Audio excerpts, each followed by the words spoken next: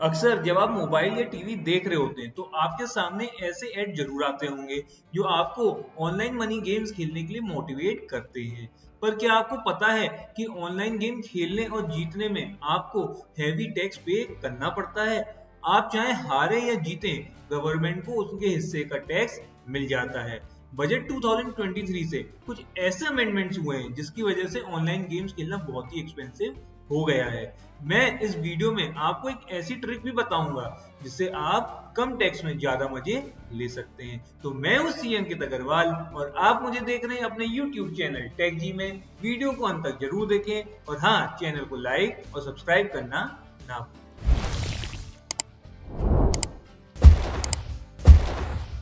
तो शुरू करते हैं। सबसे पहले हमें ये जान लेना चाहिए कि कौन से ऐसे ऑनलाइन गेम्स हैं जो टैक्स के एम्बिट में आते हैं।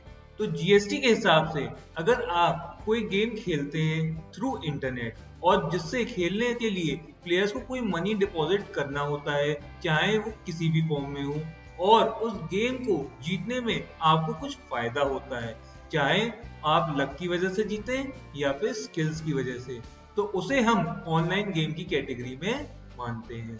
से for example dream 11, Zupee ludo, rummy circle, poker etcetera etcetera. List काफी लंबी है इसलिए ये एग्जाम्पल्स काफी। चलो ठीक है, हम ऑनलाइन मनी गेम बोले तो ऑनलाइन गैम्बलिंग खेल रहे हैं। तो मुझे ये बताओ, मुझ पर कौन कौन से टैक्स लगेंगे और जब मैं कोई मनी जीतूंगा तो मुझे कितना विनिंग अमाउंट वापस मिलेगा?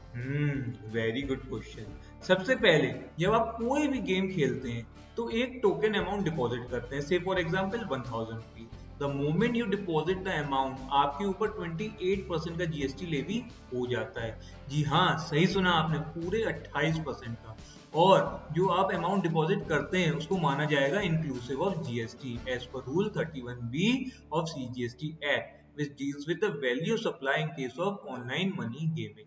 यानी कि सीधा सीधा 28% के हिसाब से 1000 रुपए के ऊपर 218 रुपए सरकार की पॉकेट में in the form of GST चला जाएगा और आपका बैलेंस अमाउंट बचेगा 782 रुपीज का, जिसमें गेम अभी आपसे कमीशन या इवेंट फीस या फिर प्लेटफॉर्म फीस के रूप में आपका डिडक्ट कर लेगी। ये वो टैक्स है जिसका आपके जीतने या हारने से कोई फर्क नहीं पड़ता, जो कि लेवी हो जाएगा जैसे ही आप गेम में एंट्री लेते हैं।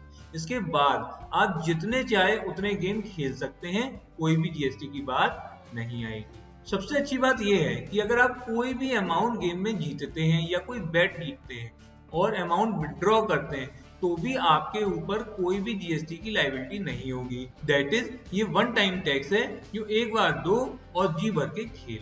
मगर एक बात जो बहुत ही इंपॉर्टेंट है, जो कोई भी ध्यान नहीं देता है, दैट इज, अगर आपने एक बार विनिंग अमाउंट विड्रॉ कर लिया और अगले दिन फिर उस अमाउंट को गेम में डिपॉजिट किया तो आपके ऊपर fresh GST at the rate of 28% and platform fees levy हो जाएगी। इसको हम एक एग्जांपल के थ्रू लेते हैं। जैसे कि सपोज करिए आप 5000 रुपीज गेम में जीत लेते हैं और पूरे का पूरा अमाउंट विड्रॉ कर लेते हैं, तो उस समय तो आपके ऊपर कोई जीएसटी नहीं लगेगी। मगर अगर आप नेक्स्ट डे उसी 5000 रुपीज में से 2000 रुपए या पूरे 5000 दोबारा से डिपॉजिट करते हैं तो गेम में आपके ऊपर दोबारा से 28% जीएसटी और प्लेटफॉर्म फीस लेवी हो जाएगी। तो इस केस में आई वुड सजेस्ट कि अगर आप रेगुलरली ऑनलाइन गेम खेलते हैं तो उतना ही अमाउंट विड्रॉ करें जितना जरूरी है, वरना आप कोई गेम जीते या नहीं पर गवर्नमेंट जरूर हर बार जीत जाएगी। यहाँ तक तो हो गई जीएसटी की बात। अब बात करते हैं इनकम टैक्स की। फ्रॉम बजट 2023 गवर्नमेंट ने ऑनलाइन गेमिंग के लिए स्पेसिफिक टैक्स प्रोविजन इंट्रोड्यूस कर दी है under section 115 BBJ of the income tax act. यानी कि विनिंग फ्रॉम ऑनलाइन गेमिंग पहले भी टैक्सेबल थी, पर अब ये इनकम 115 बीबीजे के अंडर में फॉल करेगी। तो इनकम टैक्स में ऑनलाइन गेमिंग का क्या मतलब है ये जानते हैं। तो दोस्तों, कोई भी गेम जो ऑनलाइन खेल सकते हैं वो ऑनलाइन गेमिंग की डेफिनेशन में कवर हो जाती है। इसके बाद बात आती है कि इनकम टैक्स की लायबिलिटी क्या होगी। अगर आसान भाषा में बोले तो अगर आप हार जाते हैं तो कोई बात नहीं, क्योंकि इनकम टैक्स तो इनकम पे लगता है। मगर अगर आप जीत जाते हैं तो आपकी नेट विनिंग पे इनकम टैक्स भी लेवी हो जाएगा एट द रेट ऑफ 30%, और तो और 4% का cess in surcharge as the case में। इनकम टैक्स ने कहा है कि नेट विनिंग पे 30% टैक्स लगेगा। तो अब ये नेट विनिंग का क्या मतलब है? नेट विनिंग को समझने के लिए हमें रेफर करना पड़ेगा rule 133 of income tax act, जो कहता है कि जो भी अमाउंट हमने विड्रॉ किया फ्रॉम द गेम, सपोज करिए 5 लाख, उसमें हम ऐड करेंगे closing balance of the user in the game, suppose करिए 1.5 लाख, जो अमाउंट आपके गेम में at the end of the year दिखेगा। उसमें रिड्यूस करेंगे opening balance of the user in the game, suppose करिए 1 लाख, वो अमाउंट जो ऑनलाइन गेम में ये स्टार्टिंग में होगा। और रिड्यूस करेंगे amount deposited in the game, वो अमाउंट जो हम गेम में बीच बीच में डिपॉजिट करते रहते हैं, से फॉर एग्जांपल 2 लाख। तो नेट विनिंग आएगी आपकी 3.5 लाख रुपीस की, जिसपे आपके ऊपर 30% इनकम टैक्स लेवी हो जाएगा। आसान भाषा में बोले तो 3 लाख के 6.5 लाख हो गए, तो 3.5 लाख का गेन हो गया, जिसपे आपको इनकम टैक्स देना पड़ेगा। और तो और आपको पेमेंट करते वक्त ही कंपनी आपका टीडीएस डिडक्ट कर लेगी अंडर सेक्शन 194 बीए। अब इसमें एक क्वेरी आती है कि विनिंग फ्रॉम ऑनलाइन गेमिंग किस हेड में टैक्स होगा, दैट इज क्या इसको बिजनेस इनकम में माने या फिर other sources. So in my opinion, since nature of income is similar to gambling और टैक्स रेट भी सिमिलर ही है, तो इसको हमें इनकम फ्रॉम अदर सोर्सेज के हेड में ही क्लब करना चाहिए। एक बात जो ऑनलाइन गेमिंग में देखने को मिलती है कि गेम को प्रमोट करने के लिए प्लेयर्स को तरह तरह से बोनस, इंसेंटिव, प्रमोशनल मनी या डिस्काउंट दिए जाते हैं बाय गिविंग एडिशनल पॉइंट। तो क्या ये भी हमारी इनकम में ऐड होंगे? तो यहाँ हमें ये देखना होगा कि जो बेनिफिट हमको मिले हैं वो क्या हम गेम को खेलने के लिए यूज कर सकते हैं या फिर हम उनको विड्रॉ भी कर सकते हैं।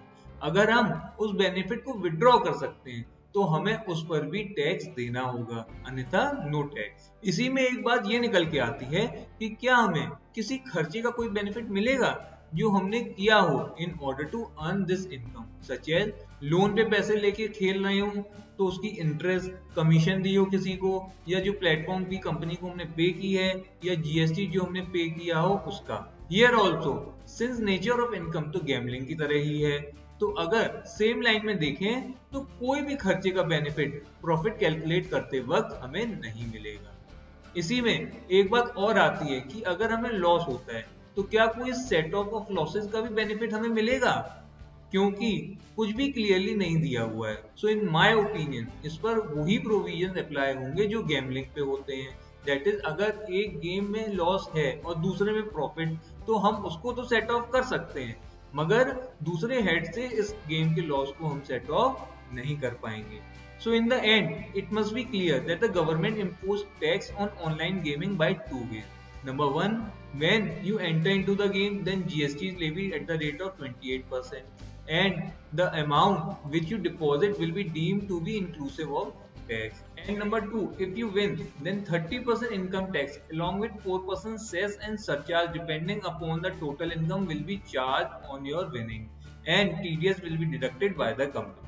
One more thing which is clear, that if any bonus is being awarded and if you cannot redeem them in the form of money, then no income tax will be charged. And the most important learning is that if you want to play online game regularly, then avoid withdrawing the amount, because every time you make a fresh deposit, it will be treated as a new transaction and GST at the rate of 20% will be levied on it. तो मैं उम्मीद करता हूँ कि इस topic से related आपके सारे डाउट्स क्लियर हो गए होंगे। अगर आपके मन में कोई भी डाउट हो तो मुझे कमेंट करके जरूर बताएं। वीडियो को ज्यादा से ज्यादा शेयर करें ताकि और लोगों को इसका बेनिफिट मिल सके। वीडियो को लाइक और सब्सक्राइब करना ना भूलें। मैं फिर मिलूंगा एक और नई वीडियो के साथ। Till then, thank you and stay.